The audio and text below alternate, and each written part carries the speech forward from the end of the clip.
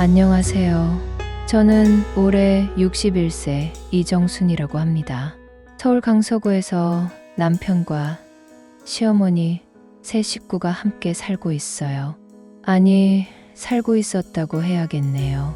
지금은 상황이 완전히 달라졌거든요. 2년 전부터 83세 시어머니께서 치매 진단을 받으시면서 제 인생이 완전히 바뀌었어요. 낮에는 시어머니 간병에 매달리고 밤에는 집안일에 빨래에 정말 하루 종일 쉴 틈이 없었거든요. 남편은 회사 일이 바쁘다며 거의 도움이 안 됐고 처남도 가끔 와서 안부나 묻고 갈 뿐이었어요. 그런데 며칠 전 시어머니가 갑자기 폐렴으로 응급실에 실려가시면서 어머니 개인 물건들을 정리하게 됐어요.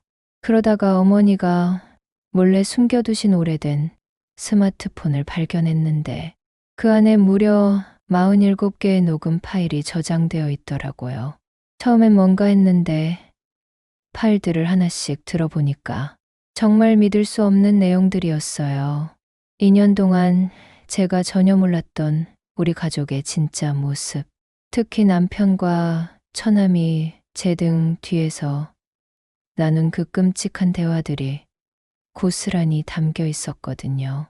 지금도 그 녹음들을 생각하면 온몸이 떨리고 화가 치밀어 올라요.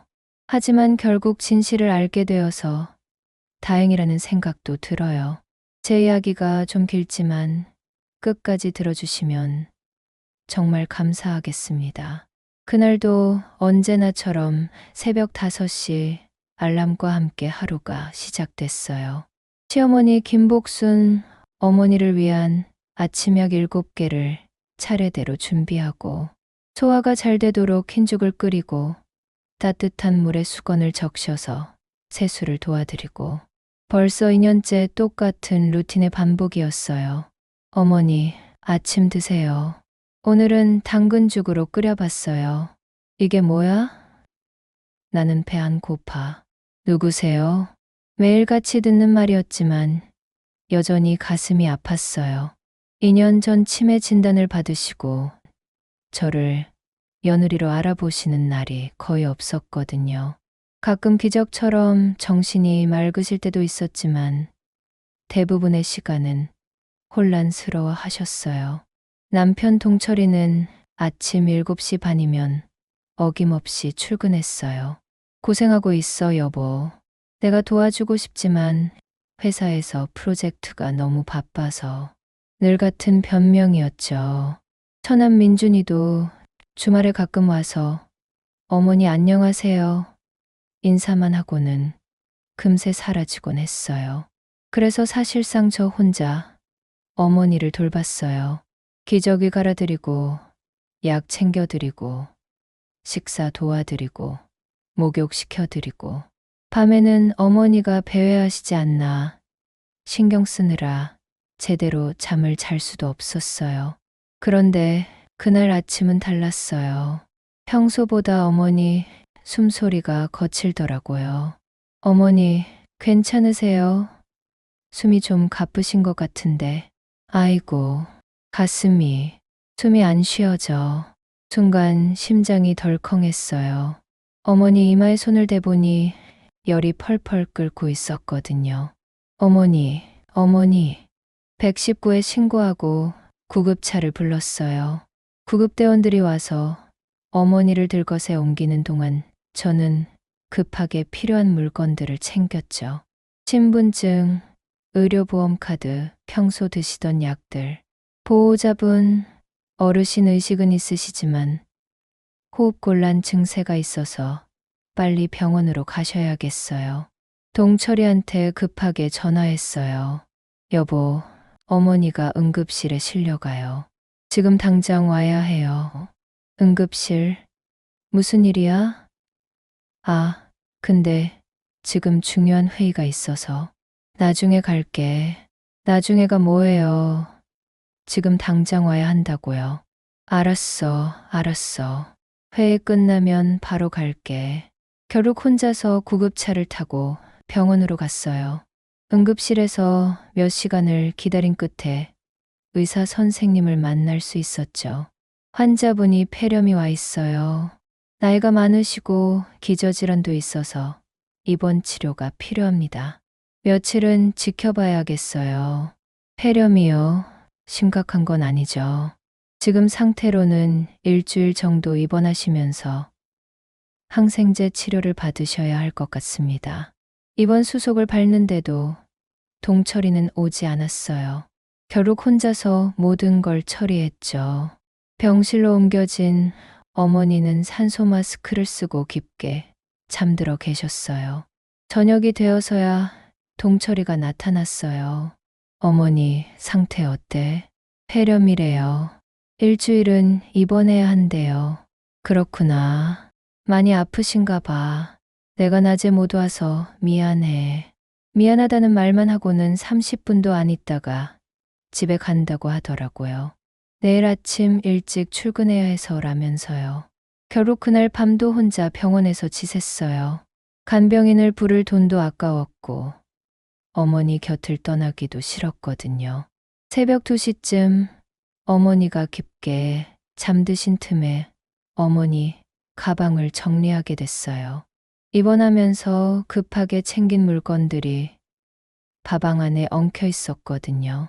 여벌 옷, 세면도구, 평소 드시던 약들. 그런데 가방 맨 밑바닥에서 이상한 걸 발견했어요. 오래된 스마트폰이 하나 숨겨져 있더라고요. 이게 뭐지? 어머니가 언제 이런 폰을 쓰셨지? 어머니는 평소에 전화기를 거의 안 쓰시는 분이었어요. 집 전화로도 통화하기 어려워하셨는데 스마트폰이라니. 호기심에 폰을 켜봤어요. 다행히 비밀번호는 걸려있지 않았거든요. 그런데 화면을 보고 깜짝 놀랐어요. 바탕화면에 보이스 레코더 앱이 크게 떠 있는 거예요. 이상하네. 어머니가 녹음기를 왜? 앱을 눌러봤더니 더 놀라운 게 기다리고 있었어요. 녹음 파일이 무려 47개나 저장되어 있었거든요. 파일명을 보니까 날짜별로 정리되어 있었는데 가장 오래된 건 2년 전, 가장 최근 건 일주일 전이었어요. 47개나. 어머니가 뭘 녹음하신 거지?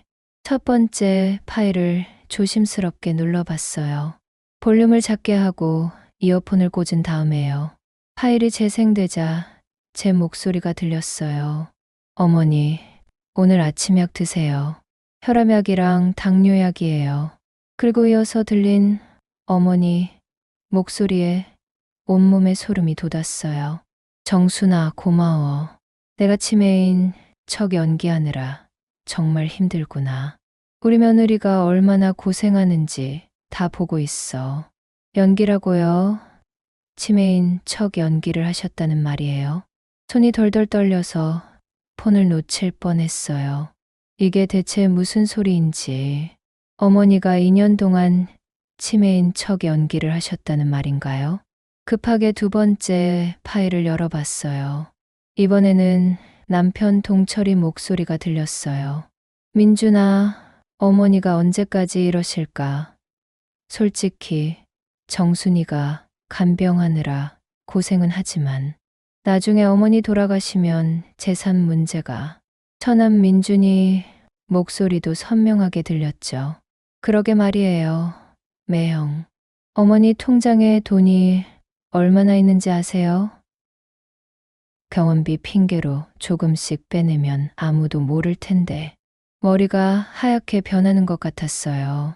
제가 2년 동안 밤낮 없이 어머니를 돌보고 있는데 이 사람들은 뒤에서 어머니 재산을 노리고 있었던 거예요. 세 번째 파일, 네 번째 파일. 들으면 들을수록 충격적인 내용들 뿐이었어요. 남편과 처남이 어머니 모르게 통장을 찾으려고 했던 일, 제가 간병에 지쳐서 쓰러지길 바라는 말들, 어머니를 요양원에 보내고 집을 팔자는 계획까지, 병실 침대에 누워 산소 마스크를 쓰고 계신 어머니를 바라봤어요. 평소에는 제 말을 못 알아들으시는 것처럼 행동하셨는데 혹시 지금도 다 듣고 계시는 건 아닐까요? 아직 43개의 파일이 더 남아 있었어요. 대체 얼마나 더 많은 비밀들이 숨어 있는 걸까요? 그리고 어머니는 왜 이런 녹음을 하신 걸까요? 그날 밤 집에 돌아와서도 머릿속이 복잡했어요. 어머니가 정말 치매인 척 연기를 하신 거라면 대체 왜 그런 힘든 일을 하셨을까요? 그리고 남편과 처남이 나눈 그 끔찍한 대화들은 또 뭐죠? 동철이가 밤 10시가 넘어서야 들어왔어요. 평소보다 훨씬 늦은 시간이었죠. 어머니 상태 어때? 폐렴이래요. 일주일 정도는 입원해야 한대요. 그렇구나. 많이 힘들겠다. 나도 내일 저녁에 병원 가볼게. 평소와 전혀 다름없는 표정이었어요. 마치 아무 일도 없었다는 듯이요. 만약 제가 그 녹음들을 듣지 못했다면 저도 모르고 그냥 지나갔을 거예요. 그런데 여보, 어머니 병원비가 좀 많이 나올 것 같아. 중환자 진료도 있고. 얼마나? 일단 이번 주에 200만 원 정도는 필요할 것 같아. 동철이가 별다른 반응 없이 고개를 끄덕였어요. 평소 같으면 병원비 때문에 한 소리 했을 텐데 이상하게 순순히 넘어가더라고요. 다음 날 새벽 동철이가 출근하고 나서 어머니 폰을 다시 꺼냈어요. 밤새 잠을 이루지 못해서 눈이 퉁퉁 부었지만 나머지 파일들을 확인해야겠다는 생각뿐이었어요. 세 번째 파일을 열어봤죠. 남편과 처남이 우리 집 거실에서 나눈 대화였어요. 날짜를 보니 한 달 전이었고 목소리로 봐서는 저녁에 술을 마시면서 나눈 얘기 같았어요. 형님, 어머니 통장 비밀번호 혹시 알아냈어요? 아직이야. 근데 솔직히 말해서 요양원 보내는 것도 고려해봐야 하지 않을까. 정순이가 계속 이렇게 간병하다가는 몸이 망가질 것 같아. 맞아요. 좋은 생각이에요. 요양원비는 당연히 어머니 돈으로 내야죠. 그리고 나중에 이 집도 팔아서 우리끼리 나눠 가지면 되고요. 그런데 정순이한테는 뭐라고 설득하지? 워낙 어머니한테 정이 많아서 간병 스트레스로 몸이 안 좋다고 하면 되죠. 실제로 요즘 많이 힘들어 보이던데요. 건강 때문에 어쩔 수 없다고 하면 반대 못할 거예요. 제가 밤낮으로 어머니를 돌보느라 혼신의 힘을 다하고 있는데 이 사람들은 제 등 뒤에서 이런 계획을 세우고 있었던 거예요. 저를 위하는 척 하면서 말이죠. 네 번째 파일은 더욱 충격적이었어요. 처남 민준이가 흥분한 목소리로 동철이한테 전화하는 내용이었거든요. 형님, 대박이에요. 어머니 적금 통장 찾았어요. 정말 어디서? 어머니 방 옷장 뒤쪽에 숨겨져 있었어요. 잔액이 무려 1억 2천만 원이에요. 그렇게 많아? 정순이는 아는가? 아니요. 정순이 누나는 전혀 모르는 것 같던데요. 어머니가 워낙 숨겨두셨으니까. 그럼 우리끼리만 알고 있자. 나중에 어머니 돌아가시면 그때 상속 문제로 처리하면 돼. 근데 형님, 너무 늦으면 위험하지 않을까요? 만약 어머니가 갑자기 정신 차리시면 걱정 마. 치매 환자가 무슨 정신을 차려. 의사도 계속 악화될 거라고 했잖아. 정말 숨이 막히더라고요. 어머니를 완전히 치매 환자 취급하면서 재산을 미리 꿰차려고 하고 있었던 거예요. 다섯 번째 파일에서는 민준이 혼자서 중얼거리는 소리가 들렸어요. 아마 집에서 혼자 있을 때 녹음된 것 같았어요. 이제 조금씩 빼내도 될 것 같은데 형님은 너무 신중해. 어머니 병원비라고 하면 정순이 누나도 의심 안 할 텐데 한 번에 너무 많이 하면 들킬 수 있으니까 월 50만 원씩만 해도 1년이면 600만 원이야. 그제서야 모든 게 이해됐어요. 왜 민준이가 요즘 자주 와서 어머니 병원비가 부족하다며 돈을 달라고 했는지. 제가 어머니 간병에 정신없는 틈을 타서 조금씩 돈을 빼내고 있었던 거예요. 6번째 파일은 며칠 전 녹음이었어요. 동철이가 은행에서 전화하는 소리였는데 목소리가 조금 긴장되어 있더라고요. 네, 김복순 고객 통장 잔액 조회 좀 해주세요. 네, 저 아들 이동철입니다. 네, 비밀번호가 틀렸다고요. 아, 그럼 한 번 더. 또 틀렸나요? 아, 네, 알겠습니다. 동철이가 어머니 모르게 통장에 접근하려고 했던 거예요. 다행히 비밀번호를 몰라서 실패했지만 시도 자체가 정말 충격적이었어요. 7번째 파일에서는 어머니의 혼잣말이 들렸어요. 목소리가 너무 슬프고 지쳐 있어서 들으면서 눈물이 날 뻔했어요. 정순아, 정말 미안하다. 내가 이렇게 고생하는 줄 몰랐구나. 저 나쁜 놈들 때문에 내가 이런 연기를 해야 하다니. 언제까지 이런 짓을 해야 할까? 너무 힘들어. 어머니가 흐느끼시는 소리도 선명하게 들렸어요. 가슴이 찢어지는 것 같았죠. 어머니도 이런 상황이 얼마나 힘드셨을까요? 8번째 파일부터는 더욱 구체적인 내용들이었어요. 동철이와 민준이가 어머니 재산 목록을 작성하는 대화, 제가 모르는 예금 통장들의 위치, 심지어 어머니가 돌아가신 장례식 비용까지 계산하는 소리까지. 형님, 어머니 장례식은 간소하게 하는 게 좋겠어요.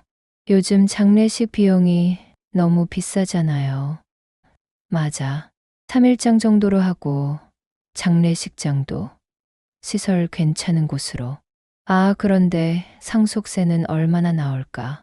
인터넷에서 찾아봤는데 5억이 하면 세율이 10%래요. 그럼 괜찮겠네. 세금 내고도 충분히 남을 거야. 정말 어이가 없었어요. 어머니가 아직 살아계시는데 벌써 장례식과 상속 계획까지 세우고 있었던 거예요. 그때 문득 깨달았어요. 어머니가 왜 이렇게 힘든 치매 연기를 하셨는지, 가족들의 진짜 속마음을 확인하고 싶으셨던 거예요. 그리고 실제로 끔찍한 진실을 알게 되신 거죠. 폰을 꽉 쥐고 있는데 분노가 치밀어 올랐어요. 2년 동안 제가 밤잠을 설쳐가며 간병한 것도 모자라서 이 사람들은 어머니 재산까지 노리고 있었던 거예요. 그것도 아주 치밀하게 계획을 세워서 말이에요. 하지만 동시에 한 가지 확실해진 게 있었어요. 어머니가 이렇게 증거를 차곡차곡 모아두신 이유가 분명히 있을 거라는 것이요. 아직 40개가 넘는 파일이 더 남아 있었거든요. 이제 제 차례였어요. 어머니와 함께 이 사람들에게 제대로 된 대가를 치르게 해야겠다고 마음먹었죠. 다음 날 병원에 갔을 때 어머니와 단둘이 있게 됐어요. 평소라면 어머니께 일방적으로 말씀드리고 끝이었는데 이번에는 달랐죠. 손에는 어머니 스마트폰을 꽉 쥐고 있었어요. 47개의 녹음 파일이 담긴 그 폰을요. 어머니, 목소리가 떨렸어요. 어떻게 시작해야 할지 모르겠더라고요. 어머니가 눈을 뜨시더니 저를 보셨어요. 평소처럼 멍한 표정이 아니라 또렷하고 예리한 눈빛이었어요. 마치 지금까지의 표정이 모두 연기였다는 걸 말해주는 것 같았죠. 정순아, 왔구나. 어머니 목소리도 평소와 달랐어요. 더 명확하고 확신에 찬 목소리였어요. 어머니, 저 알아요. 스마트폰을 조심스럽게 들어보였어요. 어머니 표정이 순간 굳어지셨어요. 놀라신 것 같기도 하고 어딘가 모르게 안도하시는 것 같기도 했어요. 뭘 한다는 거야? 아직도 연기를 계속하려고 하시는 건지 목소리를 일부러 떨리게 하셨어요. 폰에 있는 녹음 파일들 47개 다 들었어요. 동철이와 민준이가 어머니 재산 이야기하는 것, 제가 간병하는 걸 바보 취급하는 것, 모든 걸 다 들었어요. 제 목소리도 점점 커졌어요. 2년간 쌓였던 분노가 올라오더라고요. 어머니가 한참 저를 바라보시더니 깊은 한숨을 쉬셨어요. 그리고는 침대에서 일어나 정자세로 앉으셨어요. 치매 환자라면 절대 할 수 없는 민첩한 동작이었죠. 들켰구나. 미안하다, 정순아. 내게는 말했어야 했는데. 어머니 목소리가 완전히 바뀌었어요. 이제는 평소 제가 알던 어머니의 당당하고 지혜로운 목소리였어요. 왜 이런 일을 하셨어요? 왜 치매인 척 하셨다고요? 저한테도 숨기시고 억울함이 터져 나왔어요. 어머니까지 저를 속였다는 사실이 가장 충격적이었거든요. 어머니가 천천히 일어나 창가로 가셨어요. 치매 환자라면 절대 할 수 없는 안정적인 걸음걸이였죠. 창밖을 바라보시면서 말씀하셨어요. 처음에는 정말 가벼운 건망증이었어. 60대 중반이면 누구나 있을 수 있는 그런 거였지. 그런데 동철이와 민준이가 내가 점점 어리석어진다고 생각하면서 진짜 속마음을 보이기 시작하더라고. 어머니 목소리에 씁쓸함이 묻어났어요. 그래서 일부러 더 심하게 연기하신 거예요? 그래야 저들의 진짜 모습을 볼 수 있잖아. 내가 죽으면 어떻게 할지, 내 재산을 어떻게 나눌지, 정순이를 어떻게 대할지 다 알고 싶었어. 어머니가 저를 향해 돌아서셨어요. 그런데 내가 얼마나 고생하는지 보면서 정말 미안했어. 어머니 목소리에 깊은 슬픔과 분노가 섞여 있었어요. 저도 모르게 눈물이 났어요. 내가 얼마나 고생하는지 다 보고 있었어. 밤에 내가 잠든 척 누워있으면 너 혼자 빨래하고 설거지하고 새벽에 일어나서 죽 끓여주고 미안해서 죽겠더라. 그런데 동철이는 늦게 들어와서 바로 잠들고 민준이는 아예 얼굴도 안 보이고. 그럼 왜 진작 말씀 안 하셨어요? 저라도 같이 계획을 세울 수 있었잖아요. 증거가 필요했거든. 말로만 하면 누가 믿겠어. 저들은 내 앞에서는 효자 연기를 완벽하게 하잖아. 어머니 편찮으시죠? 저희가 다 알아서 할게요. 이런 식으로 말이야. 어머니가 동철이 목소리를 흉내내셨어요. 맞는 말이었어요. 동철이와 민준이는 어머니 앞에서만큼은 정말 착한 아들, 착한 처남이었거든요. 어머니가 잠드신 후에야 본색을 드러냈죠. 어머니, 그럼 이제 어떻게 하실 거예요? 계속 이렇게 지내실 건 아니잖아요. 정순아, 너는 어떻게 하고 싶어? 어머니가 갑자기 저에게 물어보셨어요. 갑작스러운 질문에 잠시 망설였어요. 하지만 2년간 쌓인 억울함과 분노가 터져 나왔죠. 새벽 3시에 일어나서 죽 끓이고 기저귀 갈아주고 약 챙겨드리고 병원 모시고 다니고 그 모든 걸 혼자 감당하면서도 뒤에서는 재산 계산이나 하는 가족들에 대한 분노가요. 혼내주고 싶어요. 제대로 된 대가를 치르게 하고 싶어요. 2년 동안 저를 바보로 만든 것, 어머니를 이용하려고 한 것, 모든 걸 똑똑히 알고 있다는 걸 보여주고 싶어요. 어머니가 제 손을 꽉 잡으셨어요. 그 손길이 따뜻했어요. 그럼 우리 힘을 합쳐보자. 나도 이제 지쳤어. 언제까지 바보인 척 할 수는 없잖아.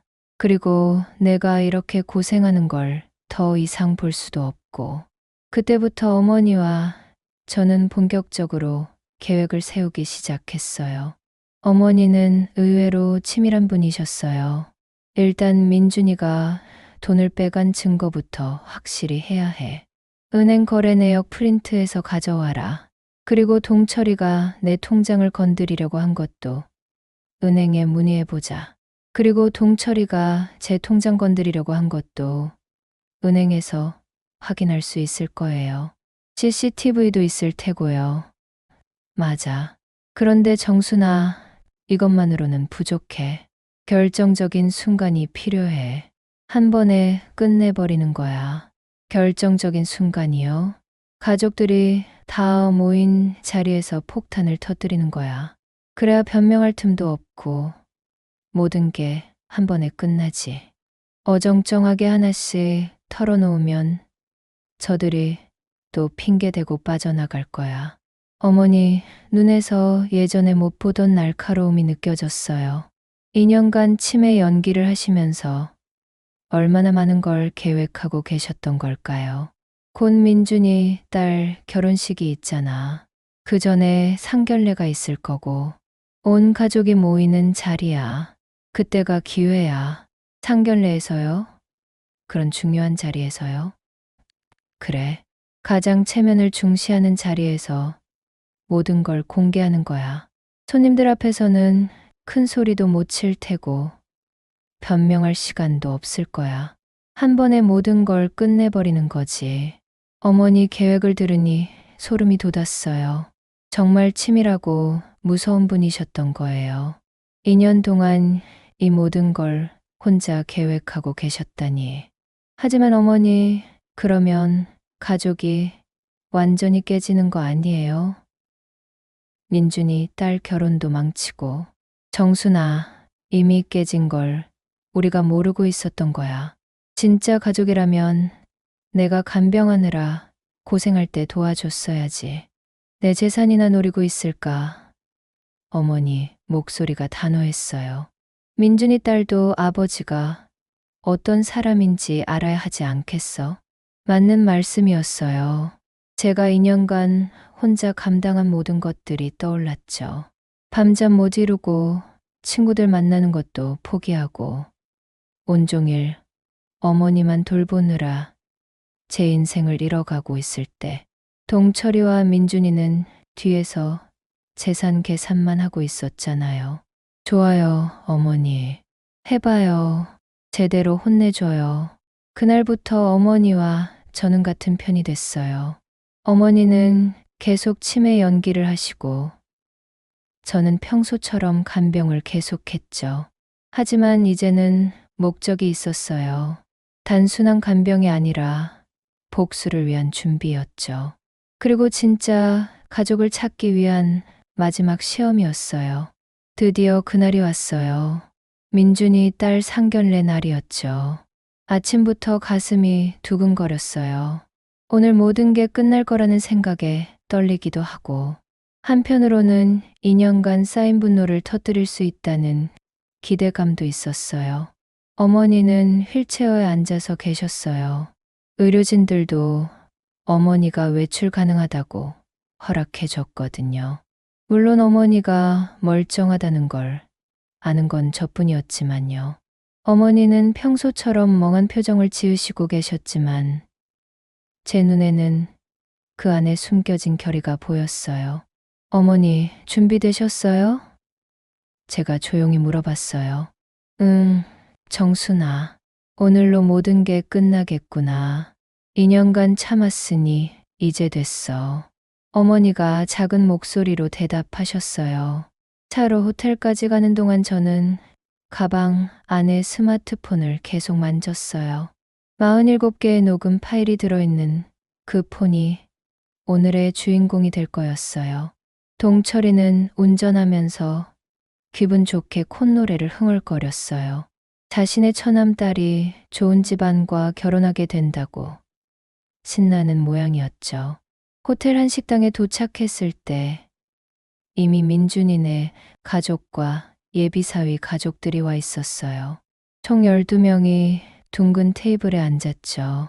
예비사위 가족들은 정말 점잖고 품이 있어 보였어요. 아버지는 대학 교수라고 하시고 어머니는 피아노 선생님이라고 하셨거든요. 어머니, 오늘 컨디션이 어떠세요?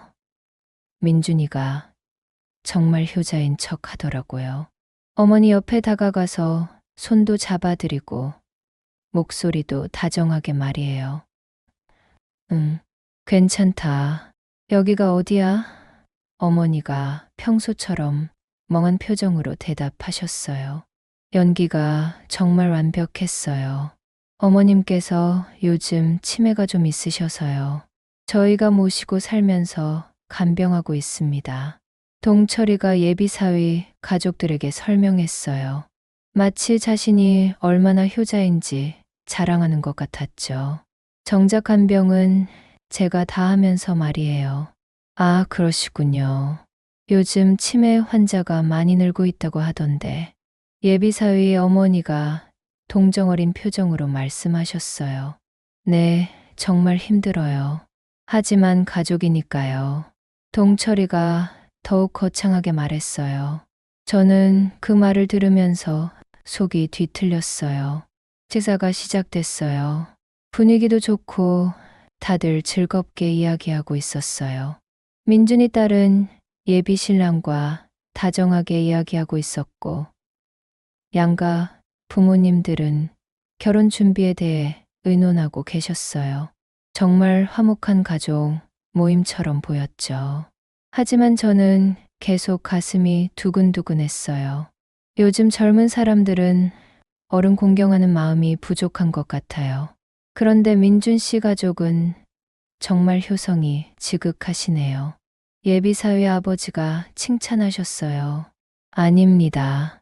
당연한 일이죠. 부모님 은혜를 어떻게 다 갚겠어요. 민준이가 겸손하게 대답했어요.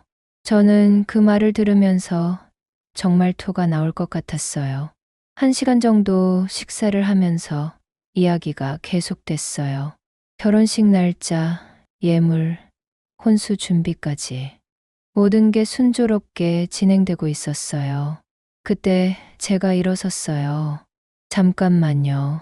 제가 일어서면서 말했어요. 모든 사람들의 시선이 저에게 쏠렸어요. 오늘 좋은 날인데 어머니께서 특별히 준비하신 게 있다고 하셔서요. 가족들에게 들려주고 싶은 이야기가 있다고 하시네요. 준비하신 게요? 민준이가 의아한 표정을 지었어요. 동철이도 갑자기 불안한 표정이 되더라고요. 저는 어머니 가방에서 스마트폰을 꺼내고 식당에 있던 블루투스 스피커와 연결했어요. 손이 떨렸지만 침착하게 했어요. 어머니께서 가족들에게 들려주고 싶으신 특별한 이야기가 있다고 하셔서요. 평소에 잘 말씀 못 하시니까 이렇게 준비하셨대요. 정순아, 갑자기 뭐야? 무슨 이야기라고? 동철이가 당황한 표정을 지었어요. 뭔가 불길한 예감이 든 모양이었죠. 괜찮아요. 잠깐만 들어보세요. 제가 첫 번째 파일을 재생했어요. 어머니와 제가 나눈 대화가 나오더라고요. 정순아, 고마워. 내가 치매인 척 연기하느라 힘들구나. 2년 동안 고생 많이 했어. 식당이 순간 조용해졌어요. 모든 사람들이 스피커를 바라봤죠. 예비사위 가족들 표정이 순간 굳어졌어요. 연기라고요? 치매인 척 연기를 하셨다는 말씀이에요? 예비사위 어머니가 놀란 목소리로 물어봤어요. 이게 뭐야? 어머니가 언제? 동철이가 당황해서 말을 더듬었어요. 저는 두 번째 파일을 재생했어요. 이번에는 동철이와 민준이 대화였죠. 형님, 어머니가 언제까지 이럴 거예요? 솔직히 정순이가 간병하느라 고생은 하지만 나중에 어머니 재산 생각하면 그래도 우리한테 유리하잖아요. 동철이 얼굴이 하얗게 변했어요. 예비사위 가족들이 서로를 바라보며 당황하고 있었어요. 야, 정순아, 그만해. 이게 뭐야? 동철이가 소리쳤어요. 하지만 저는 멈추지 않았어요. 세 번째 파일까지 재생했죠. 형님, 어머니 적금 통장 찾았어요. 1억 2천이나 있더라고요. 이거면 나중에 우리가 나눠 가져도. 그럼 우리끼리만 알고 있자. 나중에 어머니 돌아가시면 그때 처리하면 돼.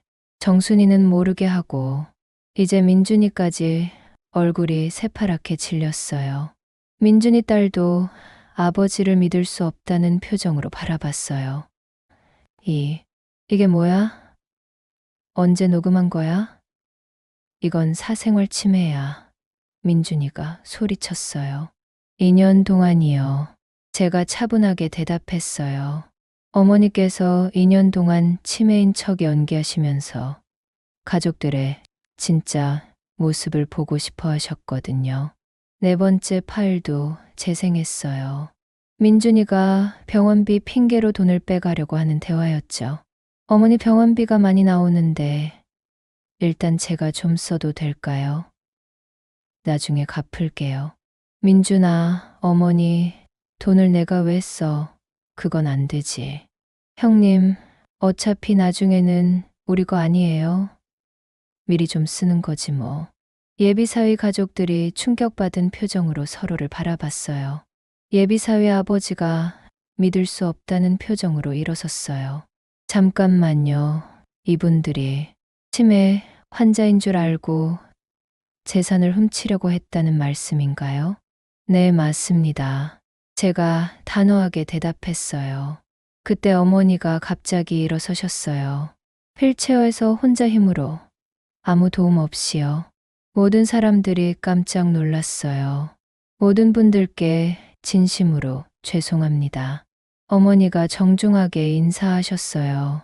제가 치매인 척 연기를 한 이유는 우리 가족의 진짜 모습을 보고 싶어서였어요.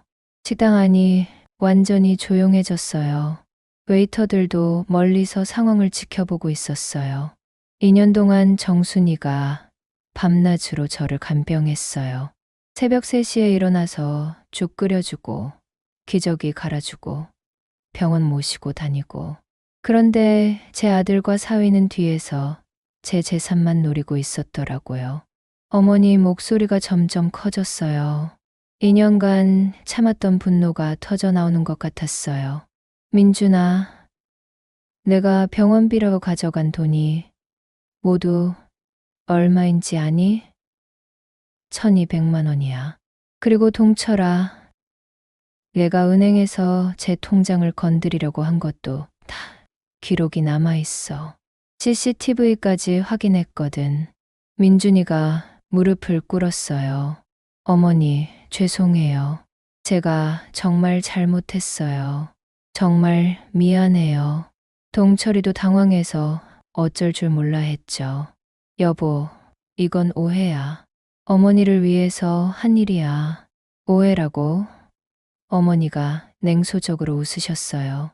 47개 파일이 모두 오해라는 말이야? 2년 동안 매일매일 녹음한 것들이. 예비사위 어머니가 환한 표정으로 일어섰어요. 죄송하지만 오늘 상견례는 여기서 끝내겠습니다.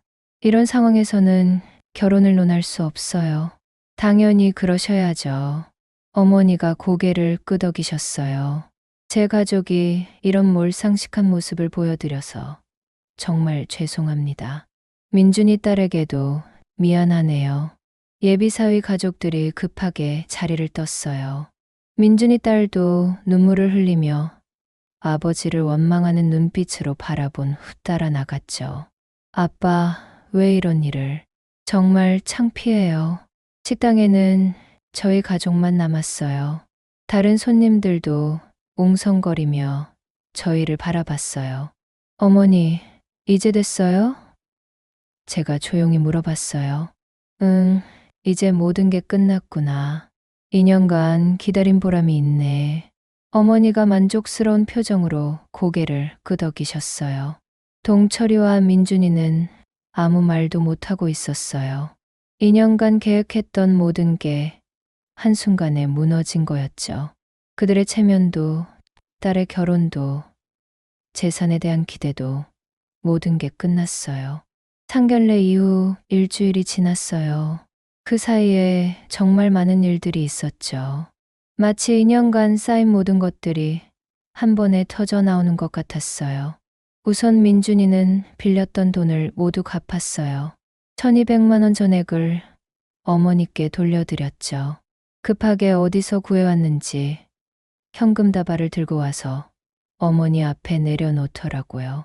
하지만 딸 결혼은 완전히 파토가 났어요. 예비사위 가족에서 아예 연락을 끊어버렸거든요. 누나, 정말 죄송해요.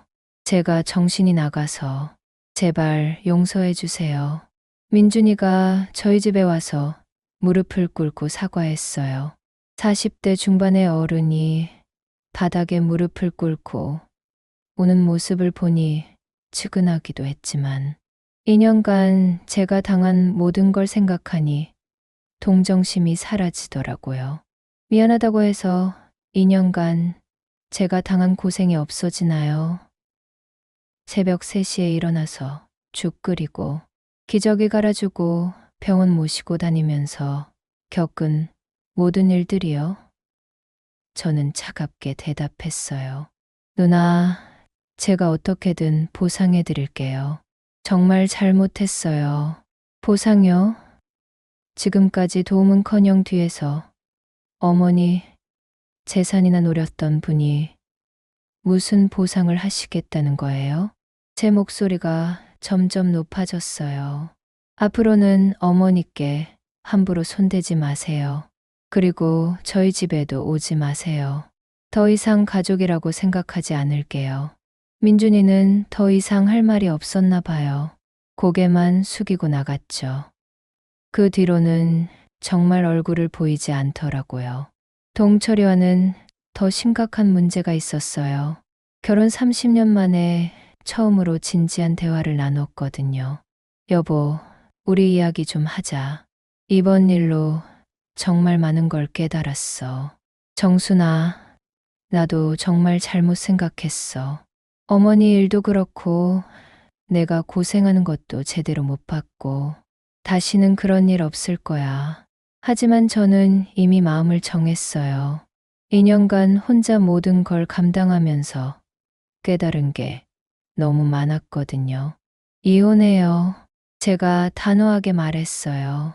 뭐라고? 갑자기 이혼이 뭐야? 우리 30년 살았는데. 갑자기가 아니에요. 2년 동안 생각할 시간이 충분했어요. 어머니 간병하면서 정말 많은 걸 깨달았어요. 어머니 간병을 혼자 감당하면서 깨달은 게 있었어요. 진짜 힘들 때 옆에 있어주지 않는 사람, 어려울 때 도움이 되지 않는 사람과는 같이 살 수 없다는 것을요. 동철 씨, 결혼 30년 동안 언제 제 편이 되어 주셨어요? 시어머니 간병도 혼자 시키고 뒤에서는 재산 계산이나 하고 정말 실망했어요. 그건 정말 잘못 생각한 거야. 앞으로는 다르게 할게. 잘못 생각한 게 아니라 본성이에요. 30년 동안 저를 이렇게 대했는데 이제 와서 바뀔 거라고 믿을 수 없어요. 이제 더 이상 속을 수 없어요. 결국 동철이도 이혼에 동의할 수밖에 없었어요. 어머니께서 모든 증거를 가지고 계셨고 상견례에서 벌어진 일 때문에 체면도 말이 아니었거든요. 이혼 절차는 생각보다 빨리 진행됐어요. 어머니와 저는 새로운 생활을 시작했어요. 처음에는 어색했어요. 어머니가 치매가 아니라는 걸 알고 나니 어떻게 대해야 할지 모르겠더라고요. 정순아, 그동안 정말 고생 많이 했구나. 내가 미안해서 어떻게 해야 할지 모르겠어. 어머니야말로 2년 동안 연기하시느라 얼마나 힘드셨어요. 하루도 쉬지 못하고 계속 바보인 척 하시고. 하지만 덕분에 진짜 가족이 누군지 알게 됐잖아. 동철이와 민준이의 진짜 모습도 보게 됐고, 어머니가 제 손을 잡으시며 말씀하셨어요. 그 손이 참 따뜻했어요. 어머니, 앞으로는 치매 연기 안 하셔도 돼요. 이제 솔직하게 지내요. 그래도 가끔은 깜빡하는 척 해야겠어. 그래야 내가 챙겨주잖아. 어머니가 장난스럽게 웃으셨어요. 2년 만에 보는 진짜 웃음이었어요. 며칠 후 어머니가 저를 은행에 데려가셨어요. 정말 중요한 이야기가 있다고 하시면서요. 정순아, 이제 내 통장을 내 이름으로 바꿀 거야. 그리고 이 집도 내 명의로 할 거고. 어머니, 그런 거 안 해도 돼요. 저는 그런 걸 바라고 간병한 게 아니에요. 아니야. 2년 동안 간병해준 정당한 대가야.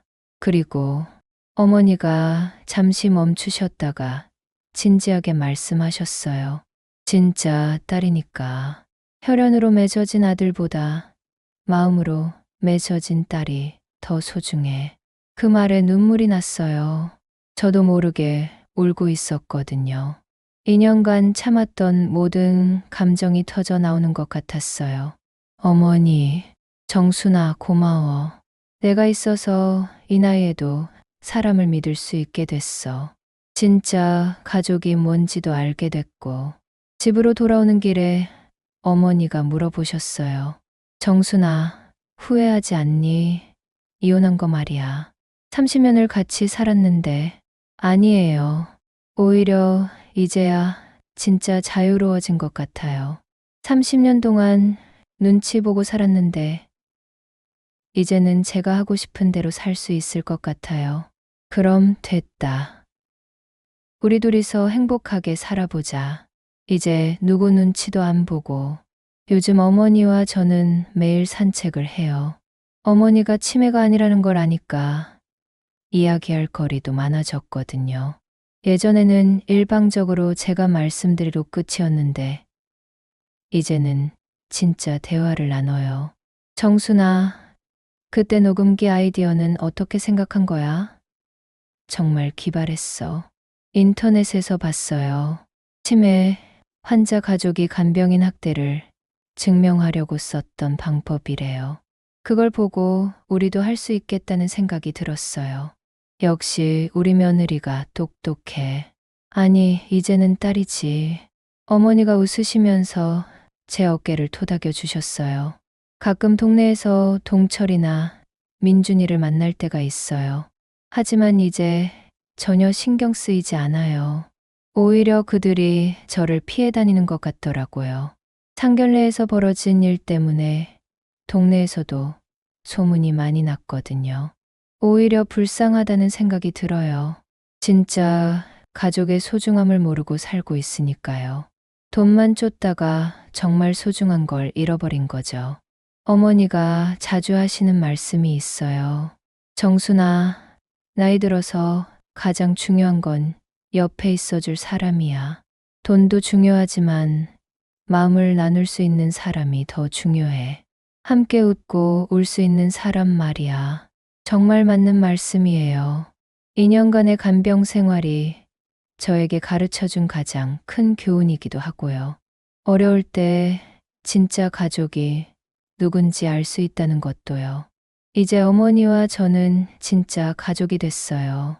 혈연으로 맺어진 게 아니라 마음과 정성으로 맺어진 가족이요. 서로를 아끼고 신뢰하는 진짜 가족 말이에요. 그리고 그 47개의 녹음 파일은 아직도 어머니 폰에 저장되어 있어요. 혹시 모르니까요. 세상에는 아직도 믿을 수 없는 사람들이 많으니까 말이에요. 하지만 더 이상 누구를 의심하면서 살지는 않을 거예요. 하지만 이제는 걱정하지 않아요. 어머니와 제가 함께라면 어떤 어려움도 이겨낼 수 있을 테니까요. 서로 믿고 의지할 수 있는 사람이 있다는 게 얼마나 큰 힘인지 이제야 알겠어요. 진짜 가족이란 게 바로 이런 거겠죠. 힘들 때 옆에 있어주고 서로를 지켜주고 무엇보다 마음을 나눌 수 있는 것. 그게 진짜 가족이에요.